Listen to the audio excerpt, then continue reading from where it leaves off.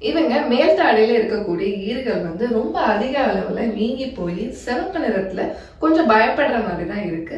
இவங்க இது கேன்சர் நினைச்சிட்டு தான் நம்ம மருத்துவமனைக்கு வந்தாங்க. ஆனா இவங்களுடைய வயது 20. இந்த மாதிரி இளம் வயதுல இருக்கக்கூடிய பெண்கள், அதாவது 16ல இருந்து 25 வயதுல இருக்கக்கூடிய பெண்களுக்கு இந்த மாதிரி ஈறு வீக்கம் போன்ற பிரச்சனைகள் ஏற்படுறதுக்கு வாய்ப்புகள் இருக்கு. அது மட்டும் இல்லாம ஹார்மோன்கள் குறைபாடு, அதாவது பிசிஓடி, பிசிஓஎஸ் இந்த மாதிரி பிரச்சனைகள் இருக்கு அப்படின்னாலும் இந்த மாதிரி ஈறுகள் வீங்கிறதுக்கு உங்களுக்கு வாய்ப்புகள் இருக்கு. அதை தவிர்த்து நீங்க சரியா பல் விளக்காம அழுக்குகள் ரொம்ப அதிகமா படிஞ்சிருந்தாலும் இந்த மாதிரி ஈறு வீக்கம் பிரச்சனை உங்களுக்கு ஏற்படும். இதுதான் பயோஜெனிக் கிரானுலோமா அப்படின்னு சொல்லுவாங்க. இதற்கான தீர்வு இங்க இருக்கக்கூடிய கட்டிகளை லேசர் மூலமா அகற்றிட்டு பற்களை முழுமையா சுத்தம் செய்யறதுதான்.